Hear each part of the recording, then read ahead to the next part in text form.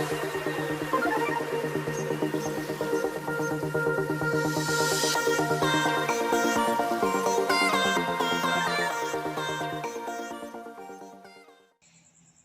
Guys, मैं अमित। आज के सेशन में हम लोग होमोजेनियस लीनियर डिफरेंशियल इक्वेशन सीखेंगे, जिसको हम कॉची यूलर इक्वेशन भी बोलते हैं। उसका जनरल फॉर्म यहाँ पर दिया हुआ है। देखिए, अभी तक हम लोग जो पढ़ते आ रहे हैं उसमें हमारे कांस्टेंट कोफिशिएंट होते थे, लेकिन अब जो हम लोग पढ़ेंगे उसमें हमारे वेरिएबल कोफिशिएंट होंगे। तो उसको हम कैसे सॉल्व करेंगे, उसके लिए हमारे पास कुछ स्टेप्स हैं। पहला स्टेप है कि हमको x equal to E to the power Z put करना है, और यहीं से देखिए दोनों तरफ हम लॉग ले लेंगे तो हमको z equal to log x मिल जाएगा। उसके बाद हमारा ऑपरेटर d जो होगा वो d अपॉन डी जेड के बराबर होगा। दूसरा स्टेप होगा हमारे पास, हम रिप्लेस करेंगे x into d upon D x को ऑपरेटर d से, और x square D two upon D x two को d into D minus one से। इसी तरीके से जैसे जैसे पावर बढ़ता जाएगा, इसका मतलब यह है कि यदि मान लीजिए x to the power 3 d three upon D x three होगा, तो इसको हम लोग रिप्लेस करेंगे d minus one into D minus two से। ठीक है, तो इस तरीके से हम इसको सॉल्व करेंगे। इसको और बेहतर तरीके से समझने के लिए हम एक क्वेश्चन ले लेते हैं, उसको सॉल्व करते हैं। तो चलिए इसको हम सॉल्व करते हैं। क्वेश्चन हमारे पास है, क्वेश्चन दिया गया है कि solve x square D two y upon D x two plus 4x d y upon D x plus 2y equal to E to the power x। तो देखिए यहाँ से सबसे पहले हम पहला स्टेप फॉलो करेंगे, लिखेंगे put x equal to E to the power z equal to log x, और operator d is equivalent to d upon d z. हमारे पास जो इक्वेशन अब बनेगी यहाँ से वो बनेगी d into D minus one, चूँकि X square D two upon D x two को हम d into D minus one से रिप्लेस कर सकते हैं, y plus 4 D Y plus 2y equal to E to the power. यहाँ से देखिए हम लोग x की value E to the power Z put करेंगे, तो यहाँ लिखेंगे E to the power Z. अब देखिए हम y को कॉमन ले लेते हैं, d into D minus one plus 4d plus 2 y equal to E to the power Z. अब यहाँ से इसको देखिए मल्टीप्लाई कर लेते हैं, d square minus d plus 4d plus 2 y equal to E to the power z. इसके बाद यहाँ देखिए माइनस डी प्लस 4d करेंगे तो प्लस 3d आएगा, तो लिखेंगे d square plus 3d plus 2 y equal to E to the power z. यहाँ से देखिए ऑक्सिलरी इक्वेशन हम लिखेंगे, auxiliary equation is m square plus 3m plus 2 equal to 0। अब देखिए मिडिल टर्म को यहाँ से स्प्लिट कर लेंगे, तो लिखेंगे m square plus 2m plus m plus 2 equal to 0, और यहाँ से m कॉमन ले लेंगे, m प्लस 2 बचेगा, और यहाँ से 1 कॉमन ले लेंगे तो 1m प्लस 2 बचेगा इक्वल टू 0, और यहाँ से m की वैल्यू हमारे पास आ जाएगी -1 -2। अब देखिए इसके आगे हम सॉल्व करेंगे, लिखेंगे अपना complementary function CF equal to C1 e to the power minus z. क्यों? क्योंकि यहाँ पर हमने अभी बताया है कि हमारा जो इंडिपेंडेंट वेरिएबल है वो जेड हो गया है। ठीक है, तो यहाँ लिखेंगे C1 e to the power minus z plus C2 e to the power minus 2z। अब इसके बाद हम लोग पर्टिकुलर इंटीग्रल निकालेंगे, तो लिखेंगे PI equal to 1 upon F D. Function of D हमारे पास है D square plus 3d plus 2 into Q. Q की वैल्यू हमारे पास है E to the power Z, E to the power Z. अब यहाँ से देखिए हम D square plus 3d plus 2 को हम इसके रूट के बेसिस पर हम लीनियर फैक्टर बना लेते हैं इसको, तो लिखेंगे d प्लस 1 d प्लस 2, और यहीं से हम इसका पार्शियल फ्रैक्शन द्वारा इसको सॉल्व करेंगे। तो इसको लिखेंगे हम, यहाँ से सॉल्व करने के लिए हम यहाँ लिख सकते हैं यूजिंग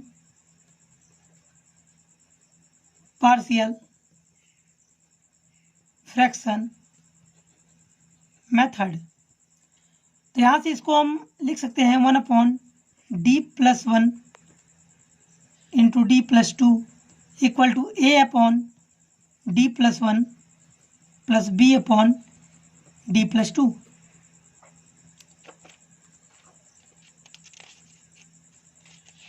इसके बाद देखिए यहाँ पर हम लिखेंगे, हमने आपको बताया था कि a और b की वैल्यू कैसे फाइंड करना होता है। तो लिखेंगे a इक्वल टू 1/, जो a के नीचे है उसको नहीं लिखेंगे, उसके अलावा बाकी सारे टर्म्स को लिखेंगे। तो यहाँ लिखेंगे d+2 और a के नीचे लिखे गए टर्म से हम d की वैल्यू निकालेंगे। तो वहाँ लिखा था d+1 इक्वल टू 0, तो d इक्वल टू -1। तो यहाँ पुट करेंगे, -1 पुट करेंगे, 2 - 1 करेंगे तो 1 आएगा। a की वैल्यू यहाँ से 1 आ जाएगी। इसके बाद हम b की वैल्यू निकालेंगे, तो लिखेंगे 1/d+1 और हम निकालेंगे d की वैल्यू, d इक्वल टू -2 और यहाँ -2 पुट करेंगे, 1/-1 आएगा, जिससे हमारी वैल्यू -1 हो जाएगी। अब देखिए इसको हम इक्वेशन में पुट करते हैं। तो यहाँ से लिखेंगे 1/d+1 d+2 equal to a की वैल्यू 1 है, 1/d+1, b की वैल्यू -1 है, -1/d+2। अब देखिए इसको हम पर्टिकुलर इंटीग्रल वाले स्टेप में पुट करेंगे। तो लिखेंगे pi इक्वल टू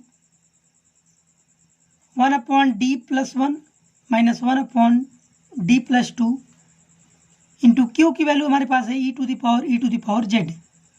अब देखिए इन दोनों को p1 p2 करके हम सॉल्व करेंगे, ठीक है। तो यहाँ लिखेंगे सबसे पहले p1 इक्वल टू, यहाँ होगा 1/d+1 into e to the power z। तो इसको हम सॉल्व करने के लिए लिखते थे कि e to the power -z integral e to the power z into q की वैल्यू है e to the power z dz। यहाँ पर हम लेट कर लेते हैं, let e to the power z equal to t। तो यहाँ से हो जाएगा e to the power z dz equal to dt। तो यहाँ से e to the power dz की जगह हम dt पुट कर सकते हैं। तो इस इक्वेशन में जब हम पुट करेंगे तो लिखेंगे e to the power -z integral of e to the power t dt। अब देखिए इसको हम सॉल्व करेंगे। जैसा कि हमने यहाँ पर e to the power z को t पुट किया, तो यहाँ पर 1/t लिख सकते हैं इसको हम, ठीक है। इसके बाद यहाँ पर e to the power t का integral e to the power t होगा, तो यहाँ पर e to the power t लिखेंगे। यहाँ पर फिर से हम t की वैल्यू पुट कर देते हैं, तो लिखेंगे e to the power -z into e to the power z। ये हमारे पास p1 आ गया। इसके बाद देखिए हम p2 कैसे फाइंड करेंगे उसके ऊपर बात करेंगे। देखिए यहाँ लिखेंगे p2 equal to 1/d+2 into e to the power z equal to, लिखेंगे e to the power -2z e to the power 2z into e to the power z dz। इसके बाद यहाँ से इसको हम जब सॉल्व करेंगे e to the power z की वैल्यू लेट करेंगे, e to the power z equal to t। तो यहाँ से लिखेंगे e to the power z dz equal to dt। इसको हम पुट करेंगे इसमें, तो लिखेंगे e to the power -2z integral. तो यहाँ पर हम लिख सकते हैं e to the power z की वैल्यू एक t होगी और एक e to the power z dz की वैल्यू dt लिखेंगे। तो यहाँ से लिखेंगे t into e to the power t dt। अब देखिए इसका इंटीग्रल यहाँ से निकालेंगे e to the power 2z। इसका इंटीग्रल जब निकालेंगे तो t into e to the power t है, तो इस पर हम बाई पार्ट्स लगाएंगे। तो देखिए सबसे पहले इसको u और इसको v मानते हैं, यहाँ पर इसको सॉल्व करने के बाद P2 की वैल्यू हमारे पास आ जाएगी e⁻² - 2z e⁻z - 1 e⁻z। उसके बाद हम P1 P2 की वैल्यू को कंबाइन करके पर्टिकुलर इंटीग्रल लिखेंगे। यहाँ लिखेंगे, पहला हमारे पास P1 था e⁻ - z into e⁻z minus e⁻ - 2z e⁻z - 1 into e⁻z। यहाँ से e⁻z को कॉमन ले लेंगे तो हमारे पास बचेगा e⁻ z minus e⁻z plus e⁻ 2z। यहाँ से ये दोनों आपस में कटेंगे और हमारे पास पर्टिकुलर इंटीग्रल जो आएगा वो लिखेंगे e⁻ - 2z इंटू e⁻z। अब इसके बाद हम कंप्लीट सोल्यूशन लिखेंगे तो यहाँ लिखेंगे, देखिए, hence the complete solution is y = CF plus PI। तो देखिए यहाँ पर जब हम y का फंक्शन लिखेंगे तो CF को x में कन्वर्ट करके पुट करेंगे तो CF लिखेंगे C1/x plus C2/x square C2/x²। उसके बाद हम पर्टिकुलर इंटीग्रल जब लिखेंगे तो यहाँ पर लिखेंगे प्लस e⁻x/x²। और यही हमारा आंसर हो जाएगा। आपका बहुत बहुत धन्यवाद। जय हिंद।